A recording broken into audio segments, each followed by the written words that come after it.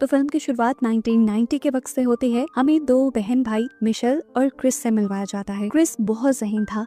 छोटी ही उम्र में वो एक ऐसा टेस्ट दे रहा था जिससे वो डायरेक्ट कॉलेज में एडमिशन ले सकता था। एग्जाम से फ्री होकर जैसे ही मिशेल और क्रिस बाहर आते हैं तो इन्हें आर्मी ऑफिसर्स रोक लेते हैं, क्योंकि क्रिस ने कॉस्मो रोबोट वाला एक शर्ट पहना था जो जाहिर कर रहा था कि उसे रोबोट्स पसंद हैं। लेकिन अब की दुनिया में इंसानों और रोबोट्स के दरमियान जंग होने वाली थी। सीन कट होकर हमें ईथन नामी साइंटिस्ट को दिखाया जाता है जिसे रोबोट्स से बहुत ज्यादा नफरत थी। सालों पहले रोबोट्स को इंसानों की मदद के लिए बनाया गया था, जिनसे इंसानों ने काम करवाया और फिर जब रोबोट्स में कुछ मसला हो जाता तो इंसान इन्हें फेंक दिया करते थे।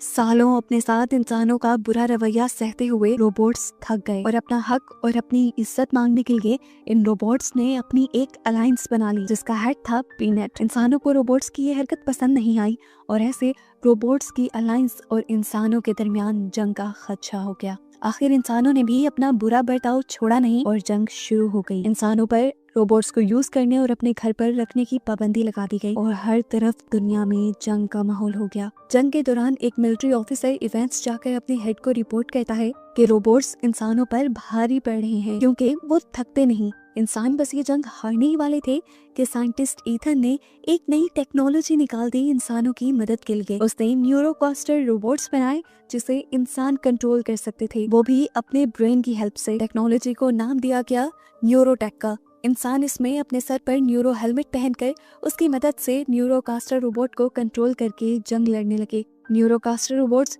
बिल्कुल रोबोट्स जैसे ही थे, वो थके नहीं और ऐसे चंद ही हफ्तों में इस नई टेक्नोलॉजी की मदद से इंसानों ने रोबोट्स से ये जंग जीत ली।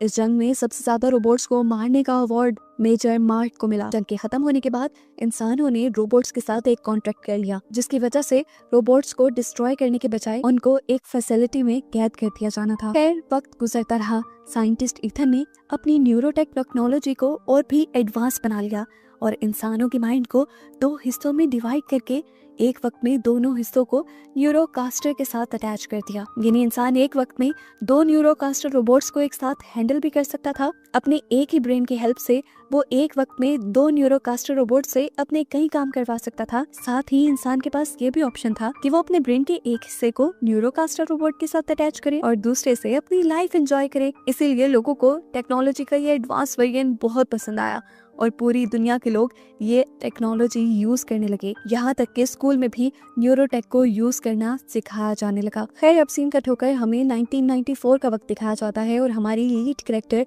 मिशेल को अपने फॉस्टर डैड के साथ रहता दिखाया जाता है। मिशेल स्कूल आती है तो दिखाया जाता है कि सभी बच्चों को न्यूरो हेलमेट की मदद से पढ़ाया जा रहा है, लेकिन मिशेल न्यूरो हेलमेट यूज नहीं करती क्योंकि उसे अपना इंसानी वर्जन ही पसंद है।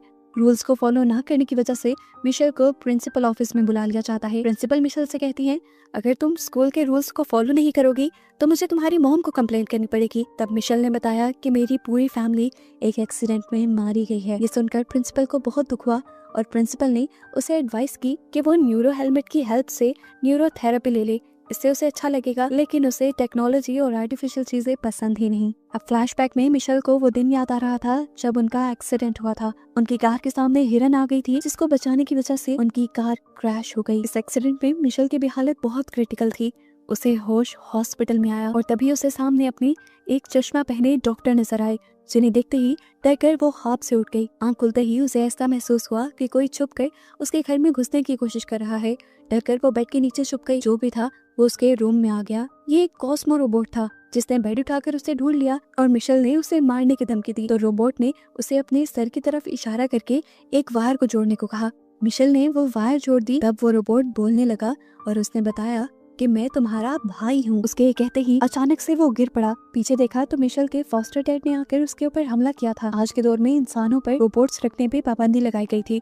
वो मिशेल से कहते हैं, फौरन से पहले इस रोबोट को घर से बाहर निकाल दो। मिशेल आगे होकर उससे कहती है, ये आपकी लापरवाही की वजह से घर के अंदर आया है और उसकी बदतमीजी देखकर वो मिशेल के ऊपर ही हमला कर देते हैं। ये देखकर रोबोट को गुस्सा आता है और वो उठकर मिशेल के फॉस्टर डैड के ऊपर ही हमला कर देता है। इस हमले से वो दीवार से टकराकर गिर गए। वो पुलिस में इन्फॉर्म भी करने वाले थे, लेकिन इससे पहले ही मिशेल ने उन्हें बेहोश कर दिया और फिर अपने कॉस्मो रोबोट के लेकर यहाँ से निकल गई। काफी दूर निकल आने के बाद मिशेल रास्ते में रुककर उस कॉस्मो रोबोट से पूछती है, तुम आखिर ये क्यों कह रहे थे कि तुम मेरे भाई हो? क्या तुम्हारे अंदर मेरे भाई के कॉन्शियस है? रोबोट हाँ में जवाब देता है। मिशेल इमोशनल हो जाती है और उससे पूछती है, तो आखिर मेरे भाई की बॉडी कहाँ है?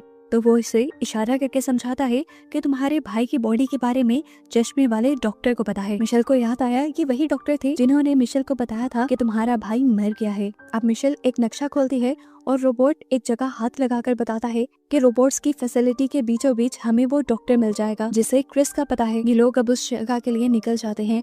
रास्ते में वो रोबोट देखता है कि यहाँ के इंसानों की काफी हालत बुरी है क्योंकि इंसानों ने न्यूरोटेक हेलमेट का बुरे तरीके से इस्तेमाल करना शुरू कर दिया था। वो उसको यूज करके नशे भी करते थे।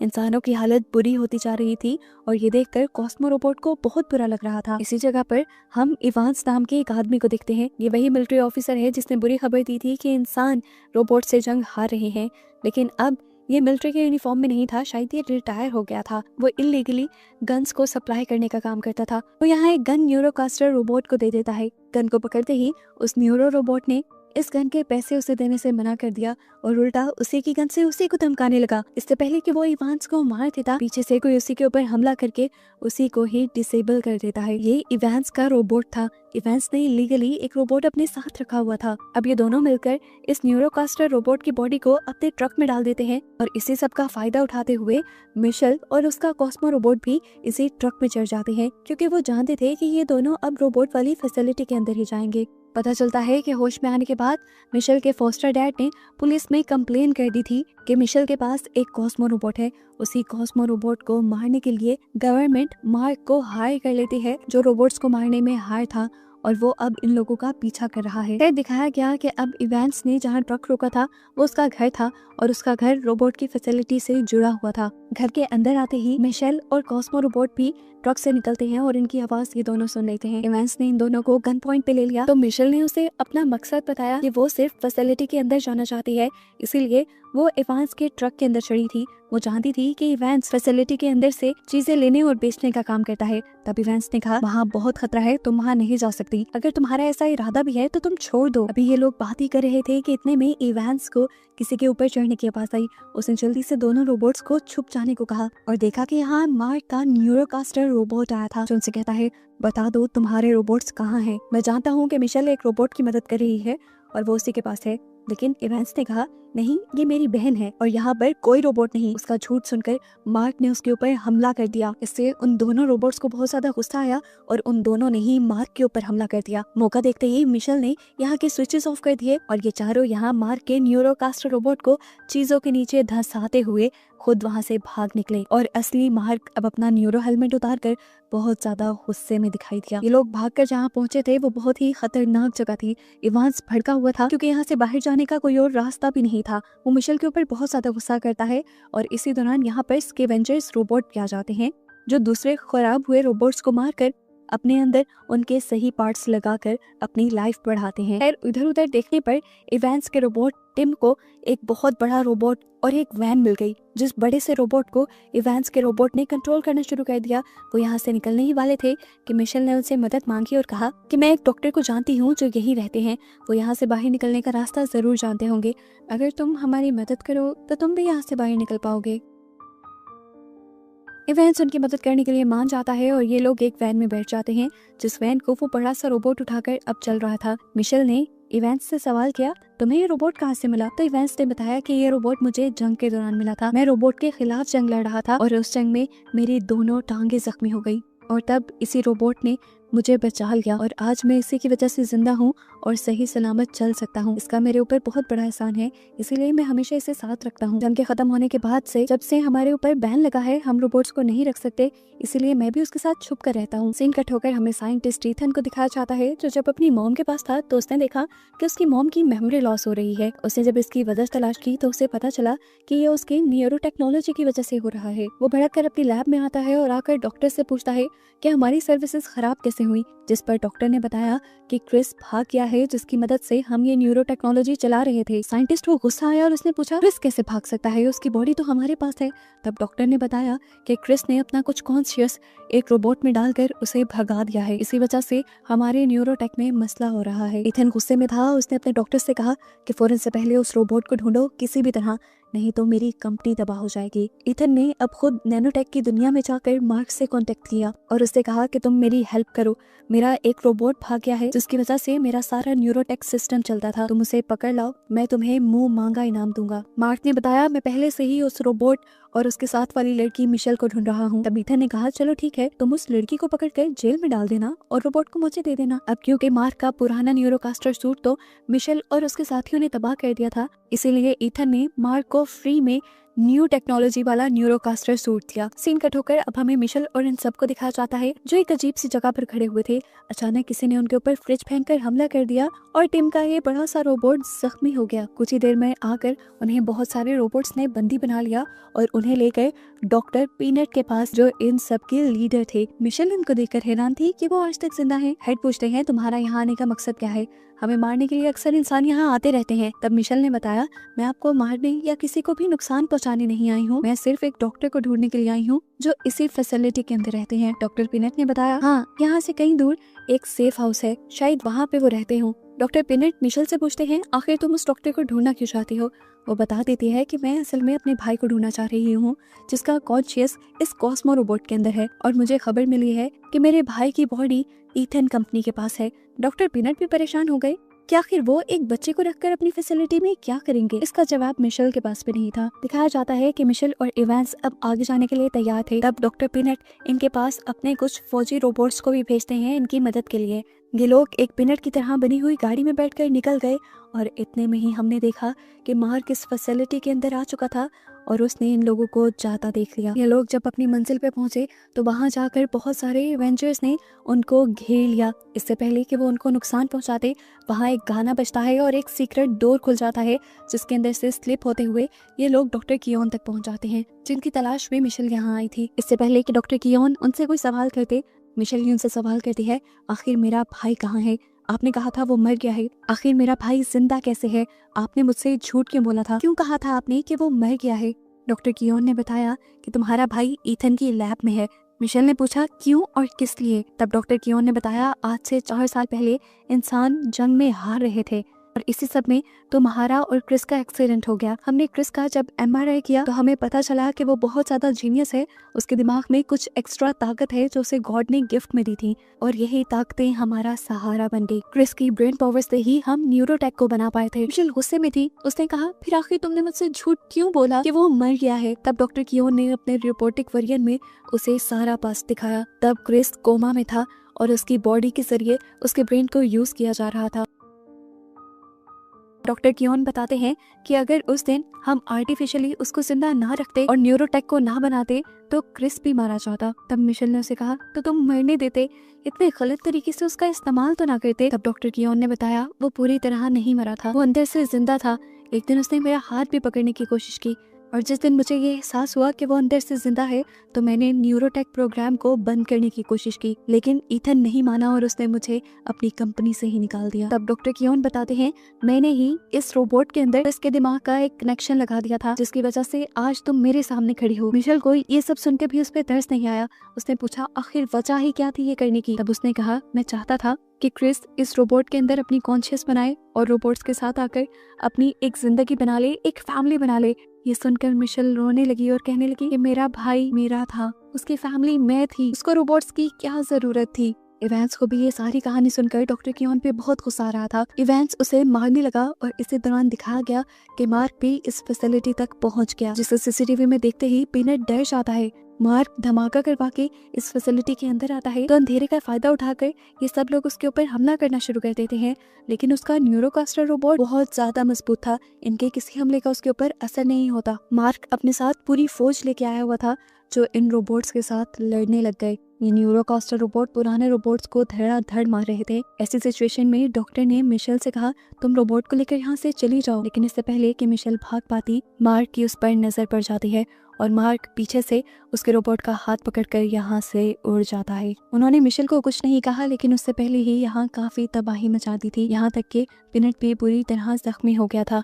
ये लोग जब वापस रोबोट्स की फैसिलिटी में आए तो देखा कि न्यूरोकास्टर रोबोट्स ने यहाँ सभी रोबोट्स को मार डाला है, और अगर कुछ रोबोट्स बचे भी हैं तो वो काफी बुरी हालत में हैं। यहाँ दिखाया जाता है कि मार्क उस रोबोट को लेकर ईथन के पास पहुंचता है, जिसे देखते ही उसकी सांस में सांस आती है और वो उस रोबोट से कहता है, क्रिस, बहुत परेशान किया तुमने मुझे, अब ऐसा मत करना। उसके डॉक्टर्स रोबोट को पकड़कर एक मशीन में लेटा देते हैं और उसके अंदर से सारे कॉन्शियस को दोबारा क्रिस की बॉडी में डाल दिया जाता है।